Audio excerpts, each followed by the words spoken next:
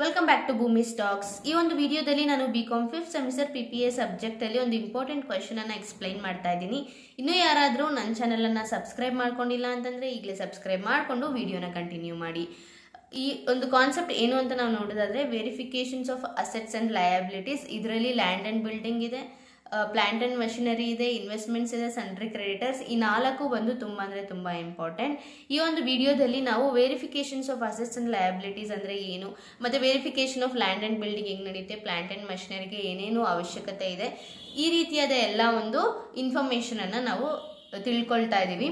Firstly ನಾವಿಲ್ಲಿ ನೋಡೋದಾದ್ರೆ verification of assets and liabilities, verification of land and building. Firstly ನಮಗೆ land and building ನ ಯಾವ ರೀತಿ ವೆರಿಫಿಕೇಶನ್ ಮಾಡೋದು ಅನ್ನೋದ್ರ ಬಗ್ಗೆ ತಿಳ್ಕೊಬೇಕು. ವೆರಿಫಿಕೇಶನ್ ಪ್ರೂಫ್ ಆಫ್ ಎಕ್ಸಿಸ್ಟೆನ್ಸ್ ಅಂದ್ರೆ ಆ ಲ್ಯಾಂಡ್ ಅಥವಾ ಬಿಲ್ಡಿಂಗು ಎಕ್ಸಿಸ್ಟೆನ್ಸ್ ಅಲ್ಲಿ ಇದೆಯಾ, ಅಂದ್ರೆ ನಿಜವಾಗ್ಲೂ ಆ ಒಂದು ಲ್ಯಾಂಡ್ ಮತ್ತೆ ಬಿಲ್ಡಿಂಗ್ ಇದೆಯಾ ಅನ್ನೋದ್ರ ಬಗ್ಗೆ ನಾವು ನೋಡಬೇಕು. ಡೇಟ್ ಆಫ್ ಬ್ಯಾಲೆನ್ಸ್ ಶೀಟ್ ಅಂತಂದ್ರೆ ಆ ಬ್ಯಾಲೆನ್ಸ್ ಶೀಟ್ ಅನ್ನ ನಾವು ವೆರಿಫೈ ಮಾಡಬೇಕು.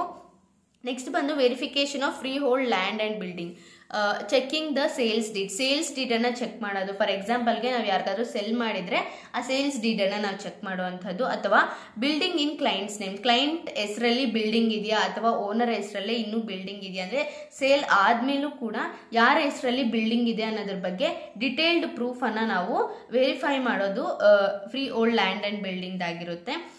ಇಲ್ಲಿ ಲ್ಯಾಂಡ್ ಅಂಡ್ ಬಿಲ್ಡಿಂಗ್ ಅನ್ನ ನಾವು ನೋಡ್ಬೇಕಾದ್ರೆ ಏನೆಲ್ಲ ನಾವು ಕನ್ಸಿಡರ್ ಮಾಡಬೇಕು ಅನ್ನೋದ್ರ ಬಗ್ಗೆ ನಾವಿಲ್ಲಿ ಗಮನ ಹರಿಸೋಣ.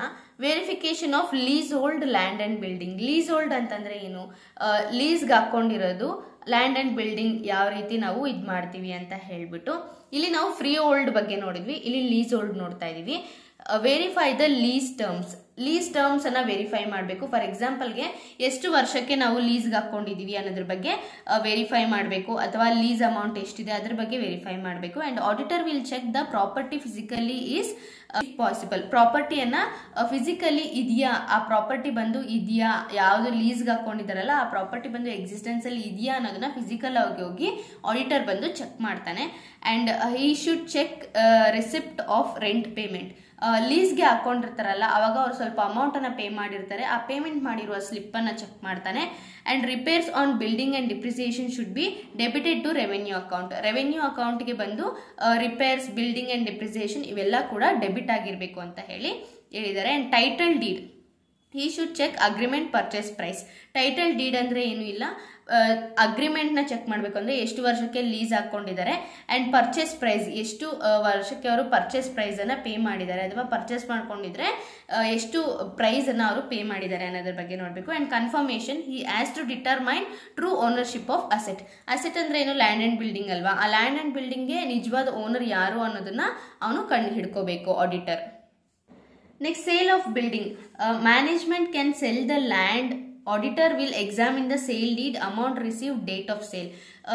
ಲ್ಯಾಂಡ್ ಅಥವಾ ಬಿಲ್ಡಿಂಗ್ ಅನ್ನ ನಾವು ಸೇಲ್ ಮಾಡಿದ್ರೆ ಮ್ಯಾನೇಜ್ಮೆಂಟ್ ಏನ್ ಮಾಡ್ತಾರೆ ಅಂತಂದ್ರೆ ಯಾವಾಗ ಸೆಲ್ ಆಗಿದೆ, ಸೇಲ್ ಡೀಡ್ ಏನು, ಅಥವಾ ಅಮೌಂಟ್ ಎಷ್ಟು ಅವ್ರಿಗೆ ಸಿಕ್ಕಿದೆ, ಸೇಲ್ ಆಗಿರೋ ಡೇಟ್ ಏನು ಅನ್ನೋದ್ರ ವೆರಿಫಿಕೇಶನ್ ಬಂದು ಒಂದು ಆಡಿಟರ್ ಮಾಡ್ತಾನೆ. ಪ್ರಾಫಿಟ್ ಅಥವಾ ಲಾಸ್, ಇವಾಗ ಫಾರ್ ಎಕ್ಸಾಂಪಲ್ಗೆ ನಾವು ಒಂದು ಬಿಲ್ಡಿಂಗ್ ಅನ್ನ ಸೇಲ್ ಮಾಡಿದೀವಿ ಅಂತಂದ್ರೆ ನಾವು ತಗೊಂಡಾಗ ಎಷ್ಟು ಪ್ರೈಸ್ ಇತ್ತು, ನಾವು ಮಾರ್ಬೇಕಾದ್ರೆ ಎಷ್ಟು ಪ್ರೈಸ್ ಇದೆ, ಅದರ ಆಧಾರವಾಗಿ ಇಟ್ಕೊಂಡು ಪ್ರಾಫಿಟ್ ಅಥವಾ ಲಾಸ್ ಅನ್ನ ನಾವು ಕಂಡುಹಿಡ್ಕೋತೀವಿ.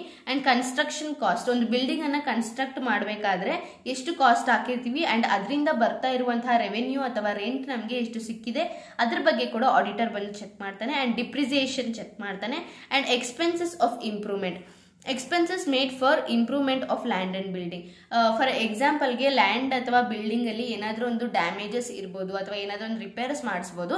ಈ ರೀತಿ ರಿಪೇರ್ಸ್ ಮಾಡಿಸ್ಬೇಕಾದ್ರೆ ಎಷ್ಟು ಕಾಸ್ಟ್ ಅನ್ನ ಅವನು ಮಾಡಿರ್ತಾನೆ, ಎಷ್ಟು ಎಕ್ಸ್ಪೆನ್ಸ್ ಅನ್ನ ಮಾಡಿರ್ತಾನೆ ಅನ್ನೋದು ವೆರಿಫಿಕೇಶನ್ ಕೂಡ ಆಗುತ್ತೆ.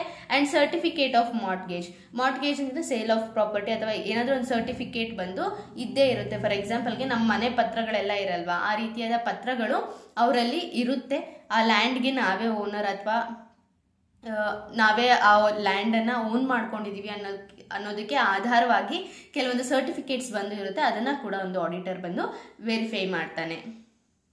ಇದಿಷ್ಟು ಬಂದು verification of land and building ಆಗಿದೆ. ನೆಕ್ಸ್ಟ್ ನಾವು ನೋಡ್ತಾ ಇರೋದು ಬಂದು verification of plant and machinery. Plant and ಮಷಿನರಿನ ಹೇಗೆ ನಾವು ವೆರಿಫೈ ಮಾಡ್ತೀರಿ ಅಂದ್ರೆ ಆಡಿಟರ್ ಬಂದು ಹೇಗೆ ವೆರಿಫೈ ಮಾಡ್ತಾನೆ ಅಂತ. ಇದು ತುಂಬಾ ಅಂದ್ರೆ ತುಂಬಾ ಇಂಪಾರ್ಟೆಂಟ್ ಕ್ವಶನ್, ನಾನು ಇಲ್ಲಿ ಬರ್ದಿದ್ದೀನಿ ನೋಡಿ.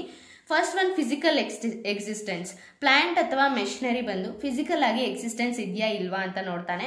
And purchase, bills of purchase, ಅಥವಾ ಒಂದು ಮಷಿನರಿಯನ್ನು ಪರ್ಚೇಸ್ ಮಾಡಿದ್ದಾನೆ ಅಥವಾ ಪ್ಲಾಂಟನ್ನು ಪರ್ಚೇಸ್ ಮಾಡಿದ್ದಾನೆ ಅಂತಂದರೆ ಒಬ್ಬ ವ್ಯಕ್ತಿ, ಆಡಿಟರ್ ಬಂದು ನೀವು ಪರ್ಚೇಸ್ ಮಾಡಿರುವಂತಹ ಬಿಲ್ಗಳನ್ನು ನಮಗೆ ತೋರಿಸಿ ಅಂತ ವೆರಿಫೈ ಮಾಡ್ತಾನೆ. ಆ್ಯಂಡ್ ಓನರ್ಶಿಪ್, ಆ ಪ್ಲಾಂಟ್ ಅಥವಾ ಮಷಿನರಿಗೆ ಯಾರು ಓನರ್ ಅನ್ನೋದ್ರ ಬಗ್ಗೆ ಕೂಡ ಅವನು ಗಮನ ವಹಿಸ್ತಾನೆ. Buying authority, auditor will check the purchase policy, ಅವನು ಪರ್ಚೇಸ್ ಪಾಲಿಸಿಯನ್ನು ಚೆಕ್ ಮಾಡ್ತಾನೆ. ಮಷಿನರಿ ಬಂದು EMI ಅಲ್ಲಿ ತಗೊಂಡಿದ್ದಾರಾ ಅಥವಾ ಬೇರೆ ಯಾವುದಾದ್ರೂ ಮಷಿನರಿನ ಸೆಲ್ ಮಾಡಿ ಆಫ್ ರೇಟ್ಗೆ ಆಮೇಲೆ ಮೆಷಿನರಿಯನ್ನು ಪರ್ಚೇಸ್ ಮಾಡಿದಾರಾ, ಪ್ಲಾಂಟನ್ನು ಪರ್ಚೇಸ್ ಮಾಡಿದ್ದಾರೆ, ಈ ರೀತಿಯಾದ ಪರ್ಚೇಸ್ ಪಾಲಿಸಿಯನ್ನು ಅವರು ಡಿಟೆಕ್ಟ್ ಮಾಡ್ಕೋತಾರೆ. ಹೇಗೆ ಡಿಟೆಕ್ಟ್ ಮಾಡ್ತಾರೆ ಅವರು ಅಂತ ನಾವು ನೋಡೋದಾದರೆ, ಮಷಿನರಿಯನ್ನು ಪರ್ಚೇಸ್ ಮಾಡಿದಾಗ ಅವನ ಕಂಪನಿಯಲ್ಲಿ ಇದ್ದಂತಹ ಹಳೆ ಮಷಿನರೀಸ್ನೆಲ್ಲ ಅವನು ತಗೊಂಡೋಗಿ ಅದನ್ನು ರಿಪೇರ್ಸ್ ಮಾಡಿಸಿದಾನ ಅಥವಾ ಹೊಸ ಮೆಷಿನರೀಸನ್ನು ಅವನು ಪರ್ಚೇಸ್ ಮಾಡ್ಕೊ ಬಂದಿದ್ದಾನ ಅನ್ನೋದ್ರ ಬಗ್ಗೆ ಡಿಟೇಲ್ಡ್ ಇನ್ಫಾರ್ಮೇಷನ್ ಬಂದು ಆಡಿಟರ್ ಚೆಕ್ ಮಾಡ್ತಾರೆ. ಆ್ಯಂಡ್ ಸೇಲ್ ಆಫ್ ಮೆಷಿನರಿ, ಅವನು ಅಂದರೆ ಒಂದು ಆರ್ಗನೈಸೇಷನಲ್ಲಿ ಒಬ್ಬ ವ್ಯಕ್ತಿ ಸೇಲ್ ಆಫ್ ಮೆಷಿನರಿಯನ್ನು ಮಾಡಿದಾನ ಅಥವಾ ಮ್ಯಾನುಫ್ಯಾಕ್ಚರ್ ಆಫ್ ಮೆಷಿನ್ಸನ್ನು ಮ್ಯಾನುಫ್ಯಾಕ್ಚರ್ ಮಾಡ್ತಾ ಇದ್ದಾನ. And checking balance, opening and closing balance of machines using previous balance sheet. Machines ಆಧಾರವಾಗಿ ಇಟ್ಕೊಂಡು ಅವ್ನು ಎಷ್ಟು ಮಷಿನ್ಸನ್ನು ಪರ್ಚೇಸ್ ಮಾಡಿದ್ದಾರೆ ಅನ್ನೋದರ ಆಧಾರವಾಗಿ ಇಟ್ಕೊಂಡು ಓಪನಿಂಗ್ ಆ್ಯಂಡ್ ಕ್ಲೋಸಿಂಗ್ ಬ್ಯಾಲೆನ್ಸಸ್ ಅನ್ನು ಚೆಕ್ ಮಾಡ್ತಾನೆ. ಪ್ರಾಫಿಟ್ ಅಥವಾ ಲಾಸ್, ಪ್ರಾಫಿಟ್ ಆಗಿದೆಯಾ ಲಾಸ್ ಆಗಿದೆಯಾ, ಅಂದರೆ ಅವನು ಪರ್ಚೇಸ್ ಮಾಡಿರುವಂತಹ ಮೆಷಿನರಿಯಿಂದ ಅಥವಾ ಸೇಲ್ ಮಾಡಿರುವಂತಹ ಮೆಷಿನರಿಯಿಂದ ಅವನಿಗೆ ಪ್ರಾಫಿಟ್ ಆಗಿದೆಯಾ ಅಥವಾ ಲಾಸ್ ಆಗಿದೆಯಾ ಅನ್ನೋದ್ರ ಬಗ್ಗೆ ಕೂಡ ಅವನು ಯೋಚನೆ ಮಾಡ್ತಾನೆ. And depreciation, types of depreciation are followed. Depreciation ಅಲ್ಲಿ ಬೇಕಾದಷ್ಟು ಮೆಥಡ್ಸ್ ಇದೆ, ಯಾವ ಮೆಥಡ್ಸ್ ಅನ್ನು ಅವನು ಫಾಲೋ ಮಾಡಿದ್ದಾನೆ ಅನ್ನೋದ್ರ ಬಗ್ಗೆ ಕೂಡ ಡೆಪ್ರಿಸಿಯೇಷನ್ ಅಲ್ಲಿ ನಾವು ನೋಡ್ತಾ ಹೋಗ್ತೀವಿ. ಇದಿಷ್ಟು ಬಂದು verification of land and building, free hold land and building, lease hold land and building and plant and machinery. ಇದಿಷ್ಟು ಬಂದು 12 ಮಾರ್ಕ್ಸ್ಗೆ ಕೇಳುವಂಥ ಚಾನ್ಸಸ್ ಬಂದು ಜಾಸ್ತಿ ಇದೆ. ಆ್ಯಂಡ್ ಇನ್ನೂ ಒಂದು ಕಾನ್ಸೆಪ್ಟ್ ಇದೆ, ಅದೇನು ಅಂತಂದರೆ ಇನ್ವೆಸ್ಟ್ಮೆಂಟ್ಸ್ ಯಾವ ರೀತಿ ಅವನು ವೆರಿಫೈ ಮಾಡ್ತಾರೆ ಇನ್ವೆಸ್ಟ್ಮೆಂಟ್ಸ್ನ. Verification of investments, auditor will ask for schedule of investment by his client. For ಎಕ್ಸಾಂಪಲ್ಗೆ ಅವನು ಯಾವ ದಿನದಲ್ಲಿ ಇನ್ವೆಸ್ಟ್ಮೆಂಟ್ ಮಾಡಿದ್ದಾನೆ, ಅವನಿಗೆ ಎಷ್ಟೆಷ್ಟು ಪ್ರಾಫಿಟ್ ಬಂದಿದೆ, ಇನ್ವೆಸ್ಟ್ಮೆಂಟ್ ಮಾಡಿರುವಂತಹ ಎಲ್ಲ ಕಂಪ್ಲೀಟ್ ಡೀಟೇಲ್ಸನ್ನು ಅವ್ನು ಕೇಳ್ತಾನೆ. ಇನ್ನೂ ಡೀಟೇಲಾಗಿ ನಾನು ಎಕ್ಸ್ಪ್ಲೈನ್ ಮಾಡೋದಾದರೆ, ಒಂದು ಕಂಪನಿ ಅಂದಮೇಲೆ ಇನ್ನೊಂದು ಕಂಪನಿಯಲ್ಲಿ ಇನ್ವೆಸ್ಟ್ ಮಾಡ್ತಾರೆ ಅಥವಾ BSc ಅಲ್ಲೋ NSc ಅಲ್ಲೋ ಖಂಡಿತವಾಗ್ಲೂ ಇನ್ವೆಸ್ಟ್ ಮಾಡಿರ್ತಾರೆ. ಇನ್ವೆಸ್ಟ್ ಮಾಡಿರುವಂತಹ ಎಲ್ಲ ರೀತಿಯಾದ ಡಾಕ್ಯುಮೆಂಟ್ಸನ್ನು ಅಥವಾ ಒಂದು ಸರ್ಟಿಫಿಕೇಟ್ಸನ್ನು ಯಾವ್ಯಾವ ಡೇಟ್ಗೆ ನೀವು ಇನ್ವೆಸ್ಟ್ ಮಾಡಿದ್ದೀರಾ ಅನ್ನೋ ಸರ್ಟಿಫಿಕೇಟ್ಸನ್ನು ಆಡಿಟರ್ ಬಂದು ಒಂದು ಆರ್ಗನೈಸೇಷನಲ್ಲಿ ಕೇಳ್ತಾನೆ. And full details about investment should be provided. Market price, cost price, rate of interest etcetera. ಅಂತಂದರೆ ಒಂದು ಇನ್ವೆಸ್ಟ್ಮೆಂಟ್ ಮಾಡಿದ್ದಾರೆ ಅಂತಂದರೆ ಆ ಇನ್ವೆಸ್ಟ್ಮೆಂಟ್ದು ಮಾರ್ಕೆಟ್ ಪ್ರೈಸ್ ಎಷ್ಟು, ಶೇರ್ ಆಗಿರ್ಬೋದು, ಬಾಂಡ್ಸ್ ಆಗಿರ್ಬೋದು, ಮ್ಯೂಚುವಲ್ ಫಂಡ್ಸ್ ಆಗಿರ್ಬೋದು, ಯಾವುದೇ ಆಗಿರ್ಬೋದು, ಮಾರ್ಕೆಟ್ ಪ್ರೈಸ್ ಎಷ್ಟಿದೆ, ಕಾಸ್ಟ್ ಪ್ರೈಸ್ ಎಷ್ಟಿದೆ, ರೇಟ್ ಆಫ್ ಇಂಟ್ರೆಸ್ಟ್ ಎಷ್ಟಿದೆ, ಮಿಕ್ಕಿದ ಎಲ್ಲ ರೀತಿಯಾದ ಇನ್ಫಾರ್ಮೇಷನನ್ನು ಅವನು ಕೇಳ್ತಾನೆ. ಯಾರು? Auditor. Auditor will compare this with record submitted to him. Auditor ಬಂದು ಈ ಎಲ್ಲ ಇನ್ಫಾರ್ಮೇಷನನ್ನು ಕಂಪೇರ್ ಮಾಡ್ತಾನೆ. ಅಂತಂದರೆ ಕಂಪನಿ ಕಡೆಯಿಂದ ಏನು ಕೊಟ್ಟಿದ್ದಾರೆ, ಮಾರ್ಕೆಟ್ ಪ್ರೈಸ್ ಎಷ್ಟಿದೆ, ಕಂಪನಿ ಎಷ್ಟು ಇನ್ವೆಸ್ಟ್ ಮಾಡಿದ್ದಾರೆ, ಯಾವುದಾದ್ರು ಫ್ರಾಡಲೆಂಟ್ ಆಕ್ಟಿವಿಟೀಸ್ ಬಂದು ಕಂಡಕ್ಟ್ ಆಗಿದೆಯಾ, ಈ ರೀತಿಯಾದ ಎಲ್ಲ ಇನ್ಫಾರ್ಮೇಷನನ್ನು ಆಡಿಟರ್ ಬಂದು ಕಂಪೇರ್ ಮಾಡ್ತಾನೆ. Next, if securities are kept in bank he can verify with the banker. For ಎಕ್ಸಾಂಪಲ್ಗೆ ಸೆಕ್ಯೂರಿಟೀಸ್ ಬಂದು ಬ್ಯಾಂಕಲ್ಲಿ ಇಟ್ಟಿದ್ದಾರೆ ಅಂತ ಅಂದ್ಕೊಂಡ್ರೆ ಅದನ್ನು ಅವನು ವೆರಿಫೈ ಮಾಡುವಂತಹ ಎಲ್ಲ ಚಾನ್ಸಸ್ ಇದೆ. ಫಸ್ಟ್ ಒನ್ ಬಂದು registered debenture, stocks and shares, government securities. Debentures ಆಗಿರ್ಬೋದು, ಸ್ಟಾಕ್ಸ್ ಆಗಿರ್ಬೋದು, ಗೌರ್ಮೆಂಟ್ ಸೆಕ್ಯೂರಿಟೀಸ್ ಆಗಿರ್ಬೋದು, ಬ್ಯಾಂಕಲ್ಲಿ ಏನಾದರೂ ಇಟ್ಟಿದ್ರೆ ಬ್ಯಾಂಕರ್ ಹತ್ರ ಅವನು ವೆರಿಫೈ ಮಾಡ್ಬೋದು. ಹೆಂಗೆ ಅಂತಂದರೆ he will verify with the register and check details, purchase value, sales value, name and address of the holder. ಅಂತಂದರೆ ಯಾರ ಹೆಸರಲ್ಲಿ ಆ ಒಂದು ಶೇರ್ಸ್ ಇದೆ ಅಥವಾ ಸ್ಟಾಕ್ಸ್ ಇದೆ ಅಥವಾ ಗೌರ್ಮೆಂಟ್ ಸೆಕ್ಯೂರಿಟೀಸ್ ಯಾರ ಹೆಸರಲ್ಲಿ ಇದೆ ಅನ್ನೋದ್ರ ಬಗ್ಗೆ ಅವನು ವೆರಿಫೈ ಮಾಡ್ತಾನೆ. And he will also verify the allotment letter. Allotment ಲೆಟರ್ನ ಕೂಡ ಅವನು ವೆರಿಫೈ ಮಾಡ್ತಾನೆ. ಅಂತಂದರೆ ಎಷ್ಟು ಶೇರ್ಸನ್ನು ಅಲಾಟ್ ಮಾಡಿದ್ದಾರೆ ಅವನಿಗೆ ಅನ್ನೋದ್ರ ಬಗ್ಗೆ ಕೂಡ. ಅಂತಂದರೆ ಒಂದು ಕಂಪನಿಯಲ್ಲಿ ಒಂದು ವ್ಯಕ್ತಿಗೆ ಎಷ್ಟು ಶೇರ್ಸ್ ಬಂದು ಅವನ ಹೆಸರಲ್ಲಿದೆ, ಅವನ ಒಂದು ರೆಸ್ಪಾನ್ಸಿಬಿಲಿಟಿ ಆ ಶೇರ್ಸು, ಅವನಿಗೆ ಎಷ್ಟು ಇಂಟ್ರೆಸ್ಟ್ ಅವನು ಸಿಗ್ತಾ ಇದೆ, ಇದು ಎಲ್ಲ ವಿಷಯವನ್ನು ಅವನು ಬ್ಯಾಂಕರ್ ಹತ್ರ ಹೋಗಿ ವೆರಿಫೈ ಮಾಡ್ತಾನೆ. ಸೆಕೆಂಡ್ ಒನ್ ಬಂದು bonds and share warrants. They are easily transferable. They do not have purchase name. Auditor will verify the bonds with the banker certificate.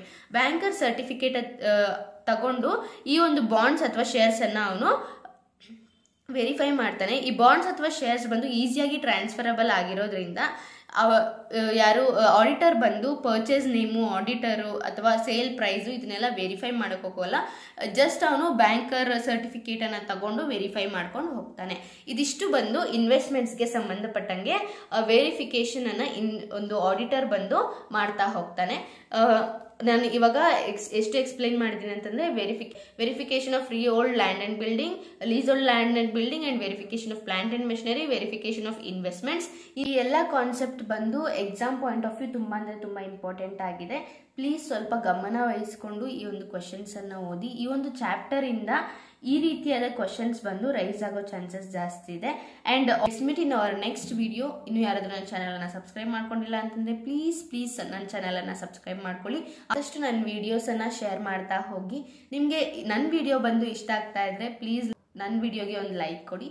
And ನಿಮಗೆ ಈ ಒಂದು ಚಾಪ್ಟರಲ್ಲಿ ಯಾವುದೇ ರೀತಿಯಾದ ಒಂದು ಡೌಟ್ಸ್ ಇದ್ದಲ್ಲಿ ನನಗೆ ಕಾಮೆಂಟ್ ಸೆಕ್ಷನಲ್ಲಿ ಕಾಮೆಂಟ್ ಮಾಡಿ. Let's meet in our next video. Until then, bye bye.